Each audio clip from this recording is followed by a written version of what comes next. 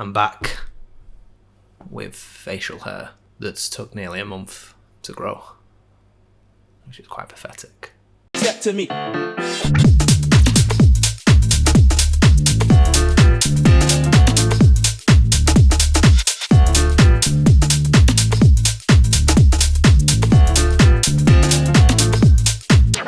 Check it. So what have I been up to the last month since the last breakdown video? Busy with work mainly. So the Christmas season, my day job gets a bit hectic around that time. We also have Christmas to deal with, making sure I've got everything that I needed, all that stuff. You know, the regular hustle and bustle of December. Busy with releases too, so promoting those things, which I'm gonna now promote to you again. So if you haven't heard already, there was 2 tracks that came out recently. Macchio and the Max Cross the Tracks, the Hey Dan edit. That was a free download that you can now grab on Play Nice Collective. The second track is off Force of Habit, and that song's called Obsession, and that one you can listen to on Spotify and Apple Music, and you can download it too on Beatport. So I'll leave links in the description for both of those. Go listen to them if you haven't already. Go let me know what you actually think of them. They're 2 completely different tracks, so I'd be interested to know what your thoughts are on that. Like, a lot of producers don't like being a bit different without, you know, doing it under a different name. I really don't want to do that. I just want to be, hey Dan, and this is what I'm making. So what I'm going to show you today is a little tip. It's not going to be a long video. It's a very simple trick that I've been using in my songs recently just to spice up my bass lines, and this can work for pretty much anything that you make inside of Serum. So we're going to use Serum for this, and yeah, let's just dive into it. So what I want to show you today is how you can spice up your bass lines using the MIDI velocity notes. If we play this track, you'll hear exactly what's going on. So this part here, there is no velocity change happening. As you can see, all the notes are very low in velocity. And then over here, we're actually changing the velocity a little bit more and in different areas. So if I play the track from here,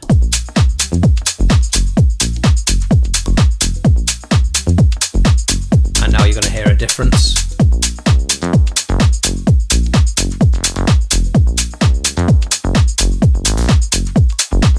What's actually happening there? Now, all it is the filter. So if we open Serum up, you'll see cutoff filter here, and if we play it here again, it's jumping around a bit more. If we listen to it with the no velocity changes, you can see it doesn't really go past the middle mark of the filter spectrum. But again, if we play this one, you'll see it goes past that. That's pretty much all that's going on. I'm just opening the filter, the cutoff filter. So why is that a tip? So basically all I'm doing, instead of the normal way people might try and do this, is by going to config, clicking the cutoff, and then show automation, and then they draw it in themselves. And that way is fine, but what I find, and what I've been doing, I actually got a MIDI keyboard that it can also detect how hard you hit the keys, and that is where this trick comes in handy. So if you've only got something like this, I mean, I do have a mod wheel, but I very rarely use it. The benefit of setting this up is if I lightly press a key and then hit it harder,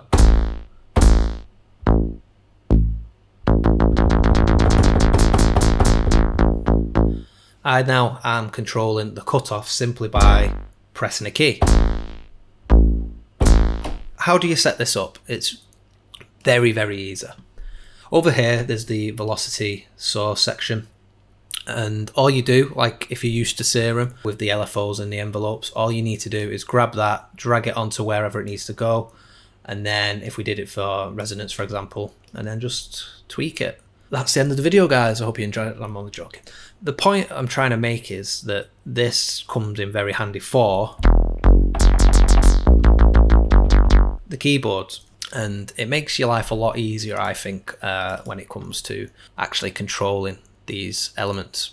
Another thing is that you can map several different attributes with this velocity. So currently we've got it on the cutoff and the resonance. So normally if you were doing it the other way with the cutoff, with the automation, you'd have to draw that in twice, or you might be able to copy and paste it across.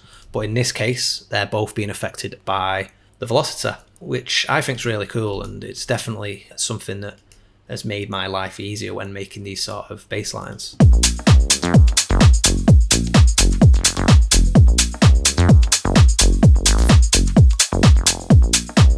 The next part is just experimenting. So we've already got the MIDI pattern kind of drawn in, so I'm just going to keep that as it is, but let's mess with this one just so you get a feel of it. I'm going to take the resonating one off because it's quite intense. So let's remove all modulations. Let's loop this one section. And basically what's happening here is we're just getting kind of like the sub frequencies. So everything above 110 hertz is being filtered down. Actually, that's going to be a lie because the velocity is still affecting it slightly. And one other thing to notice is that this cutoff actually does have another modulation happening. It's very short, but it's using the envelope to create that plucky bass sound. And then the velocity is just adding to that, which will then open it up. So the velocity isn't doing anything at the moment. If I come back over here, you can hear that we've just got that simple bass as before. And then if we apply that to there, this green dot here is basically what notes are hitting where, and then the curve, and that's obviously going to be this curve here. But yeah, let's go back to this one and have another play with it and see what else we can come up with. So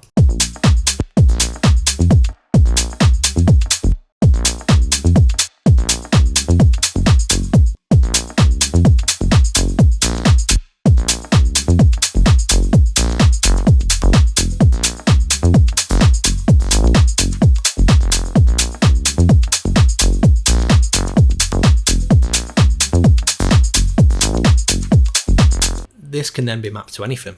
So this can open up so many possibilities for different kind of basses. At the moment, all I've been using it for is the cutoff. Maybe I do stick it a little bit of extra resonance on it.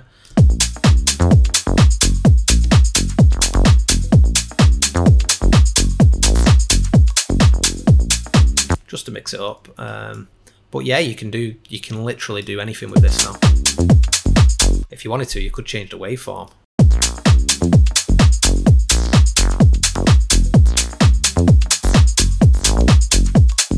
And then let's do some FM from B.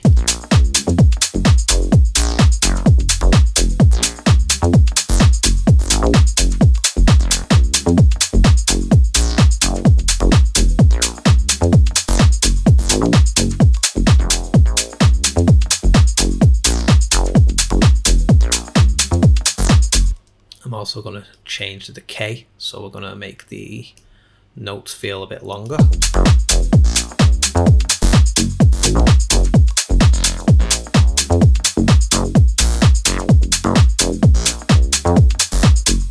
Let's go in and just change some of these notes. Some of them are a bit too intense.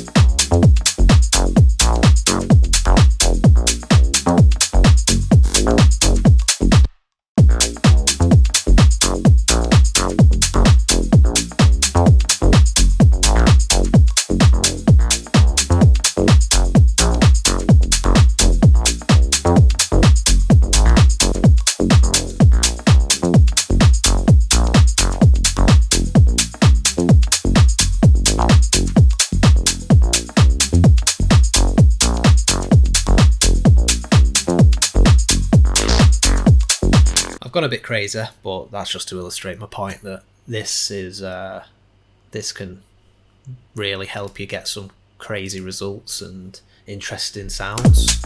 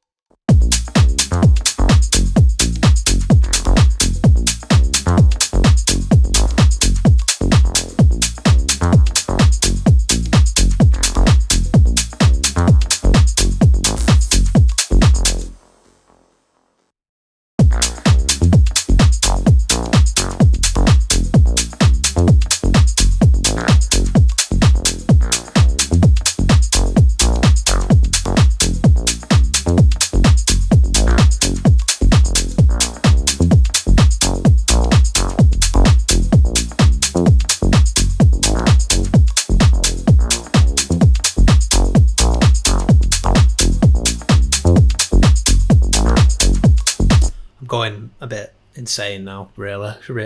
Shouldn't be putting chorus on something that's got a sub bass. I mean, the sub bass is going directly out, but these oscillator A and B do have some low frequencies, so putting a chorus on it, you're going to get phase issues. But I mean, what you can do then later on, like split the sounds up, so you've got the lows in one group, the mids in another, and then you can add the chorus to the high end or the mids and not the lows. But I mean, here it does sound pretty cool. Definitely interesting.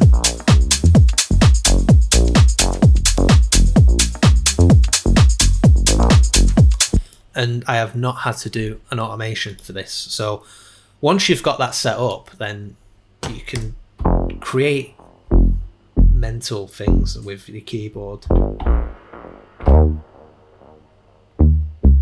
So I'm hitting that quite lightly, so it's quite subby. And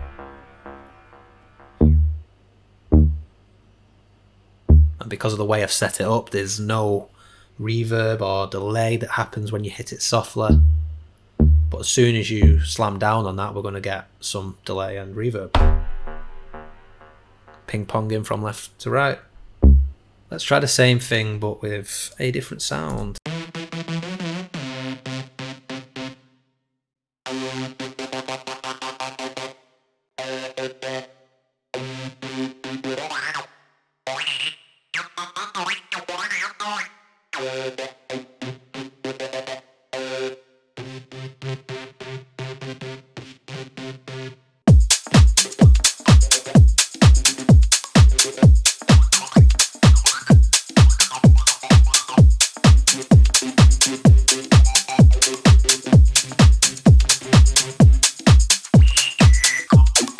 All I'm doing, if you can just see in the corner,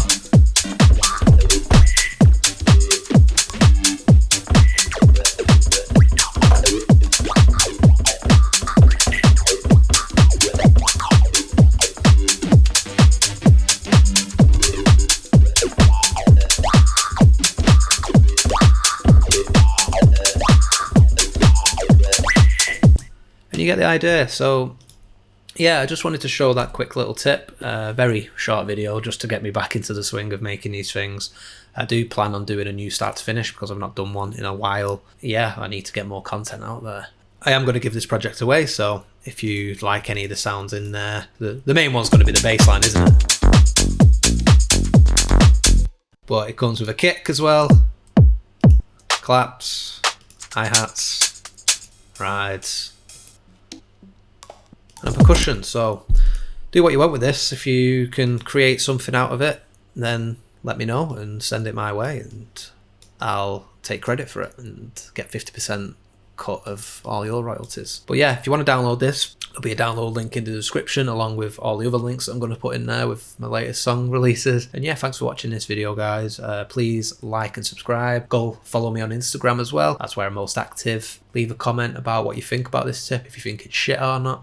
I personally have been using it a lot with these bass lines. And yeah, thanks for watching and see you next time.